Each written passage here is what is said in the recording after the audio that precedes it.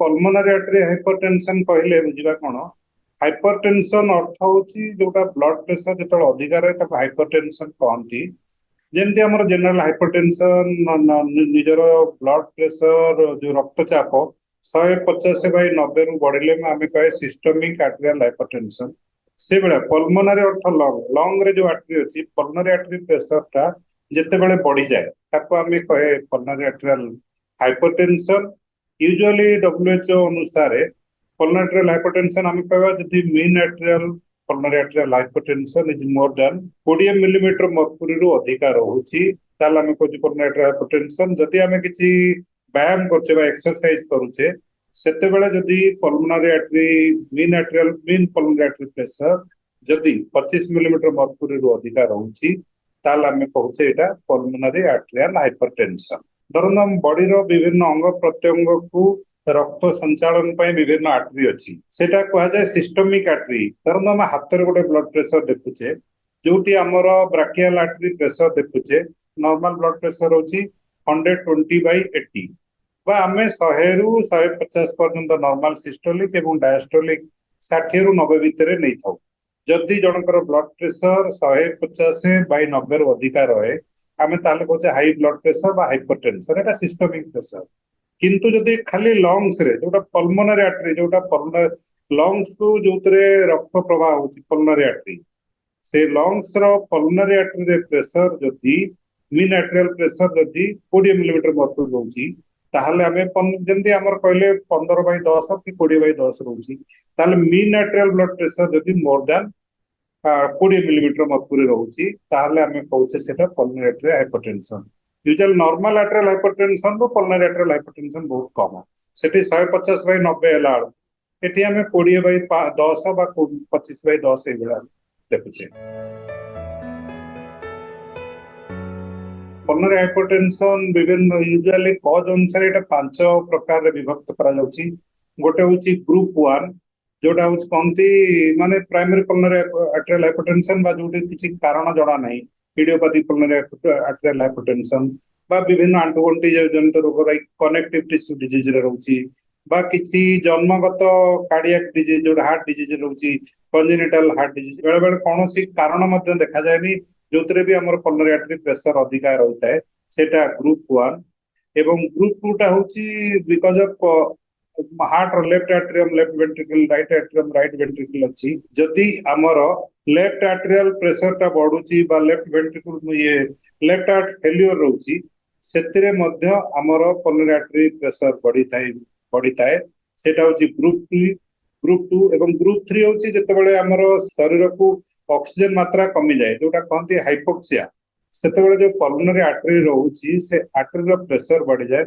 pulmonary artery जो wall रो मोटा अंश बढ़ी जाए बा रेजिस्टेंस बेसी बढ़े से pulmonary pressure बढ़े ताले एटा कहा जाए ग्रुप 3 pulmonary artery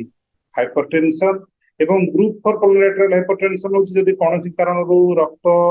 जमाट बांधे जोटा कहंती pulmonary thromboembolism जोटा pulmonary artery जदि ब्लड क्लॉट होला तो क्रोनिकली रहला बहुत दिन पर्यंत रहला जोटा कहंती क्रोनिक pulmonary thromboembolism तो सेतिरे कोन सेतिरे मध्य pulmonary artery pressure बढ़े जोटा कहंती pulmonary arterial hypertension and एटा ग्रुप 4 आउ ग्रुप 5 होची बिकॉज ऑफ विभिन्न genetic disease like Down syndrome Turner syndrome किमा विभिन्न metabolic disease like Gaucher's disease and other disease से सब कंडीशन रे मध्य pulmonary artery pressure बढ़े तेणु डिपेंडिंग अपॉन द विभिन्न कारण को कारण लागि pulmonary artery hypertension हेची सो एटा विभिन्न 5 प्रकार रो यूजुअली हिताय नॉर्मली हम देखिया गले 50% माने 100 करे 50 लोकंकर कोनोसी कारण मिले नहीं जोटा कहंती हमें इडियोपैथिक pulmonary arterial hypertension किछि कारण न थाई मध्ये pulmonary arterial hypertension हिताय एवं आउ किछि लोक माने किछि प्रीडिस्पोजिंग फैक्टर था अनदर 50% केस रे जेमति कहली ऑक्सीजन मात्रा कम रहउची क्रोनिकली हाइपोक्सिया रहउची किंबा लेफ्ट साइड हार्ट फेल्योर रहउची हार्ट फेल्योर रही बैकवर्ड प्रेशर पकेग्री pulmonary artery प्रेशर बढ़ुची बा विभिन्न प्रकार लंग ता जोतरे टाण कोन बळाई जाउची कनेक्टिव टिश्यू डिजीजेस जोतरे माने लंग्स ता माने टाण होई जाउची जोटा ठीक बेलून बेलिया लंग ता फुली पारुनी कनेक्टिव टिश्यू डिजीजेस विभिन्न इंटरस्टिशियल लंग डिजीज जोटा लंग रो इलास्टिसिटी बढ़ी जाए सो इंटरस्टिशियल लंग डिजीज ଏବଂ ବିଭିନ୍ନ ମେଟାବଲିକ ଡିଜିଜେସ୍ ଏବଂ ବିଭିନ୍ନ କାରଣ ଯଦି ରକ୍ତ ଶରୀରରେ ମାନେ ଜମାଟ ବାନ୍ଧି ଯାଉଛି ସେ ସବୁ ସବୁ ବିଭିନ୍ନ ପ୍ରକାର କାରଣ ଅଛି ଯୋଉଥିପାଇଁ କି ପଲନାରୀ ଆର୍ଟେରୀ ହାଇପରଟେନସନ ହେଇଥାଏ। ଜେନେରାଲି ସେମ୍ ଲକ୍ଷଣ ଲାଇକ୍ ଆମର ରୋଗୀ କଣ ହବ ଧଇଁସଇଁ ହବ, ମାନେ ଟିକେ ଚାଲିଲେ ଧଇଁସଇଁ ହବ, ଗୋଡ ହାତ ଫୁଲିବ। ଯଦି ହାର୍ଟ ଡିଜିଜ ପାଇଁ ପଲନାରୀ ଆର୍ଟେରୀ ହାଇପରଟେନସନ ହଉଛି ଗୋଡ ହାତ ଫୁଲିବ ଏବଂ ଫ୍ୟାଟିକ୍ ଲାଗିବ, କିଏ କାମ କଲା ବେଳକୁ ଥକିଯିବେ ଏବଂ ଡିଜିନେସ୍ ହବ, ମୁଣ୍ଡ ଫୁଣ୍ଡ ବୁଲେଇବ ଏବଂ ବେଳେ ବେଳେ ମଧ୍ୟ ଭୋକ ନ ଲାଗିପାରେ ଏବଂ ମାନେ ଓଜନ ମଧ୍ୟ ଲସ୍ ହେଇପାରେ।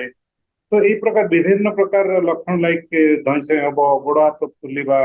ନିଦ ନହବା, ଅର୍ଥୋପନିଆ ହବା, ଶୋଇଲେ ଧଇଁସଇଁ ଲାଗିବ କିମ୍ବା ବସିଲେ ଧଇଁସଇଁ ଲାଗିବ ଏବଂ କିଛି କାର୍ଯ୍ୟ କରିବାକୁ ଇଚ୍ଛା ହେବ ନାହିଁ ଏବଂ ଇଜିଲି ନିଜ ଫେଟିକ୍ ଲାଗିବ ବା ଥକିଯିବା, ଆମର ଗୋଟେ ୱାର୍କ ଆଉଟପୁଟ୍ ରହିବ ନାହିଁ ଏବଂ ଶରୀରର ବିଭିନ୍ନ ଅଙ୍ଗ ପ୍ରତ୍ୟଙ୍ଗ ଫୁଲିପାରେ ଏବଂ ଅକ୍ସିଜେନ ମାତ୍ରା ମଧ୍ୟ ମେଣ୍ଟେନ ନ ହେଇପାରେ, ଇନସୋମନିଆ ମଧ୍ୟ ହେଇପାରେ, ରାତିରେ ନିଦ ବି ମଧ୍ୟ ନ ହେଇପାରେ। ଏସବୁ ବିଭିନ୍ନ ପ୍ରକାର ଲକ୍ଷଣ ଦେଖାଯାଇପାରେ ପଲନାରୀ ଆର୍ଟେରୀ ହାଇପରଟେନସନ ଜନିତ ଲକ୍ଷଣ ହେଇପାରେ। ପଲନାରୀ ହାଇପରଟେନସନ ଗୋଟେ ଡିଜିଜ, ସେଟା ପୁଣି ବିଭିନ୍ନ କାରଣ ଲାଗି ହେଇଥାଏ। ଆମେ ୟୁଜୁଆଲି କଣ କରୁ ପଲନାରୀ ଆର୍ଟେରିଆଲ ହାଇପରଟେନସନ ପାଇଁ, ଆମେ ଯଦି ଗୋଡ ହାତ ଜଣଙ୍କର ଫୁଲିଛି ବା ଧଇଁସଇଁ ହଉଛି ୟୁଜୁଆଲି ଆମେ ଭାବୁ ହାର୍ଟ କିମ୍ବା ଲଙ୍ଗସ ଲାଗି ହେଇପାରେ। ତ ସେଥିପାଇଁ ଆମେ କଣ କରୁଛେ, ଛାତି ଫଟୋ କରୁଛେ, ଦେଖୁଛେ ଏକ୍ସରେ ରେ ଯଦି ନିମୋନିଆ ନାହିଁ, ଛାତିରେ ପାଣି ଜମିନି ଏବଂ ଏସବୁ ଜିନିଷ ନାହିଁ ଏବଂ ଇକୋ ମଧ୍ୟ କରୁଛେ, ଟୁ ଡି ଇକୋ କଲା ମାନେ କଣ କରୁଛେ, ଆମେ ଦେଖୁଛେ ରାଇଟ ସାଇଡ ହାର୍ଟ ଟା ବଡ ଅଛି ବା ରାଇଟ ସାଇଡ ହାର୍ଟ ଫେଲିଓର ଅଛି ବା ପଲନାରୀ ଆର୍ଟେରୀର ପ୍ରେସର ଡାଇରେକ୍ଟ ମଧ୍ୟ ଆମେ ଦେଖିପାରିବା, ଯୋଉଥିରେ ପଲନାରୀ ଆର୍ଟେରୀ ଏନଲାର୍ଜ ଅଛି, ପିଏ ପ୍ରେସର ହାଇ ରହୁଛି। ବେଳେ ବେଳେ ଆମେ ପଲନାରୀ ଆର୍ଟେରୀ କ୍ୟାଥେଟରାଇଜେସନ ମଧ୍ୟ କରୁ, ଯୋଉଥିରେ ପେସେଣ୍ଟ ସେଥିପାଇଁ ଆଡମିସନ ହବାକୁ ପଡେ। But otherwise day to day ଆକ୍ଟିଭିଟିରେ ଆମେ ଆକ୍ଚୁଆଲି ପେସେଣ୍ଟର ଇକୋ କରୁ, ଟୁ-ଡି ଇକୋ ଏବଂ କିଛି କିଛି କ୍ଷେତ୍ରରେ ଆମେ ମଧ୍ୟ ପଲମୋନାରୀ ଫଙ୍କସନ ଟେଷ୍ଟ କରିଥାଉ, ଲଙ୍ଗ ଫଙ୍କସନ ଟେଷ୍ଟ, ଯୋଉଥିରେ ରେଷ୍ଟ୍ରିକ୍ଟିଭ ଲଙ୍ଗ ଡିଜିଜ କିମ୍ବା ଅବଷ୍ଟ୍ରକ୍ଟିଭ ଲଙ୍ଗ ଡିଜିଜ ଥାଏ ସେ ମଧ୍ୟ ଧରା ପଡିଥାଏ ଏବଂ ବିଭିନ୍ନ ପ୍ରକାର ହାର୍ଟ ଯଦି ଫୁଲିଛି ସେ ସବୁ ଜିନିଷ, ମାନେ ଗୋଡ ହାତ ଯଦି ଫୁଲୁଛି ଆମେ ପ୍ରୋଟିନ ଅଂଶ ଦେଖୁଥାଉ, ବେଳେ ବେଳେ ପାଣି କାହିଁକି ଜମିଛି ଦେଖୁ। ଯଦି କୌଣସି ସିମ୍ପଟମ ରହିଲା ଆମେ ନିହାତି ଡାକ୍ତରଙ୍କର ପରାମର୍ଶ ନେବା, ନଟ୍ ଓନ୍ଲି ପଲନାରୀ ହାଇପରଟେନସନ। ଯଦି ଆମକୁ ଅନିଜି ଲାଗିଲା ବା ମୁଣ୍ଡ ବୁଲେଇଲା କିମ୍ବା ଧଇଁସଇଁ ଲାଗିଲା, ଗୋଡ ହାତ ଫୁଲିଲା ଅନଏକ୍ସପ୍ଲେନ୍ଡ ବା କିଛି କାମ କରିବାକୁ ଇଚ୍ଛା ହଉନି, ଫେଟିକ୍ ଲାଗୁଛି, ଅନଏକ୍ସପ୍ଲେନ୍ଡ ଫେଟିକ୍ ରହୁଛି, ଏସବୁ ଲକ୍ଷଣ ଯେତେବେଳେ ଆମ ଶରୀରରେ ଅନୁଭୂତ ହବ ଆମେ ନିଶ୍ଚୟ ଡକ୍ଟରଙ୍କର ସହାୟତା ନେବ। ଯଦି ଆମେ ଧଇଁସଇଁ ହଉଛି, ଧର ଆମେ 3 ବର୍ଷ ଗଲା ବେଳକୁ ବା 2-3 ପାଉଣ୍ଡ ଗଲା ବେଳକୁ ଆମକୁ ଧଇଁସଇଁ ଲାଗୁଛି ବା ଶୋଇଲା ବେଳକୁ ଧଇଁସଇଁ ଲାଗୁଛି, ଯୋଉଟା ଅର୍ଥୋପନିଆ ହଉଛି, କୌଣସି କାମ କଲା ବେଳକୁ ଆମେ ଠିକ ଭାବରେ କାମ କରିପାରୁନି, ଆମକୁ ଅନିଜି ଲାଗୁଛି, ଧଇଁସଇଁ ଲାଗୁଛି ଏବଂ ଛାତିରେ ବଥା ହଉଛି, ଚେଷ୍ଟ ପେନ୍ ରହୁଛି, ଗୋଡ ହାତ ଫୁଲାଫୁଲି ହଉଛି, ଏସବୁ ଲକ୍ଷଣ ଯେତେବେଳେ ଆମ ଦେହରେ ଅନୁଭୂତ ହଉଛି ଆମେ କଣ କରିବା, ଆମେ ଡକ୍ଟରଙ୍କ ପାଖକୁ ଯିବା। ଆମେ କଣ ୟୁଜୁଆଲି ଆମ ପାଖକୁ ଏଇ ପ୍ରକାର ଲକ୍ଷଣ ନେଇକି ଯୋଉ ରୋଗୀମାନେ ଆସିଥାନ୍ତି, ଆମେ ଆଇଦର ବିକଜ ଅଫ ହାର୍ଟ ଯୋଗୁ ଅଛି କିମ୍ବା ଲଙ୍ଗସ ଯୋଗୁ ଅଛି କିମ୍ବା ବିଭିନ୍ନ ସିଷ୍ଟମିକ ଡିଜିଜ ପାଇଁ ଅଛି, ଆମେ ୟୁଜୁଆଲି ତାକୁ ଛାନବିନ କରିଥାଉ, ବିଭିନ୍ନ ପ୍ରକାର ପରୀକ୍ଷା ନିରୀକ୍ଷା କରିଥାଉ ଏବଂ ଯଦି ଦେଖୁ ସବୁ କାରଣ ରୁଲ ଆଉଟ୍ ହେଇଛି ଏବଂ ପଲନାରୀ ଆର୍ଟେରିଆଲ ହାଇପରଟେନସନ ଅଛି, ତାର ବିଧିବଦ୍ଧ ଚିକିତ୍ସା ମଧ୍ୟ କରାଯାଏ। ପଲନାରୀ ଆର୍ଟେରିଆଲ ହାଇପରଟେନସନ ମୁଁ କହିଲି ଯେମିତି ଟ୍ରିଟମେଣ୍ଟ ବିଭିନ୍ନ କାରଣ ଲାଗି ପଲନାରୀ ଆର୍ଟେରିଆଲ ହାଇପରଟେନସନ ହେଇଥାଏ।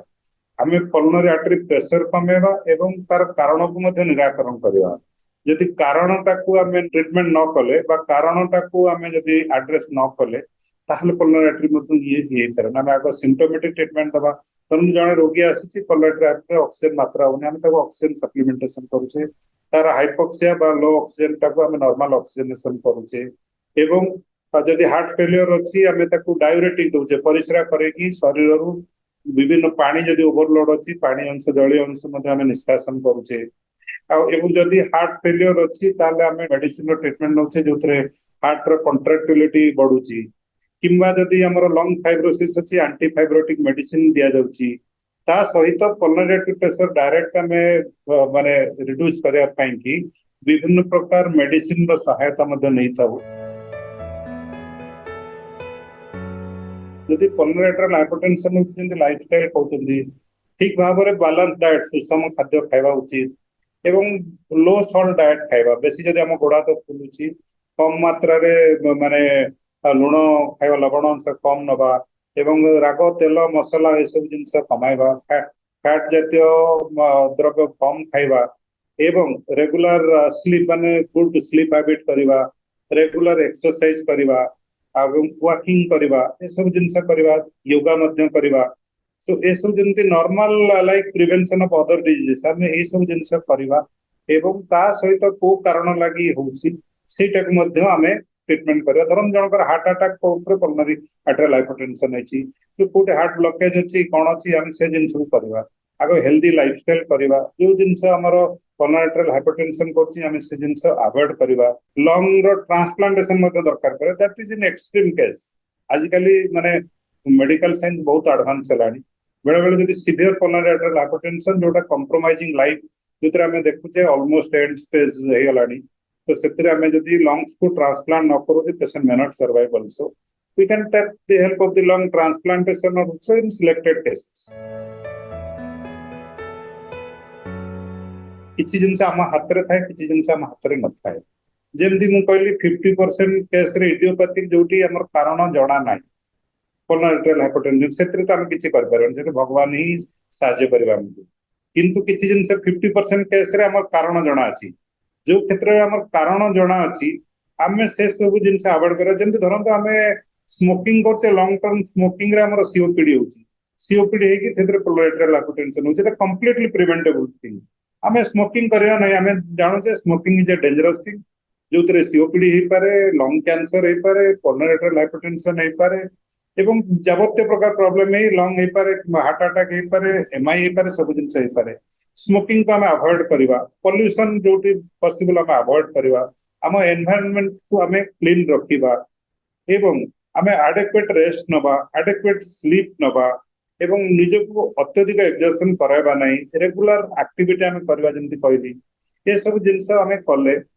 डायबिटीज कंट्रोल रखिबा कोलेस्ट्रॉल कंट्रोल रखिबा विभिन्न प्रकार सिस्टमिक मेटाबॉलिक सिंड्रोम का हमें कंट्रोल करबा ओबेसिटी करबा को दबानी सो हमरो बॉडी वेट को मेंटेन करबा ठीक सुषम खाद्य बैलेंस डाइट खाइबा रेगुलर एक्सरसाइज करबा ये सब जिंस कले अनेकांश रे हमें not only pulmonary hypertension pulmonary arterial hypertension बहुत गुडे डिजीज जोड़ा एक्वायर्ड डिजीज को हमें प्रिवेंट मध्य करि पारिबा विभिन्न रोगर कारण और निराकरण संपर्क में डाक्तरंग ठारू जानिबा पई स्वास्थ्य प्लस ओडिया रो यूट्यूब चैनल सब्सक्राइब करंतु।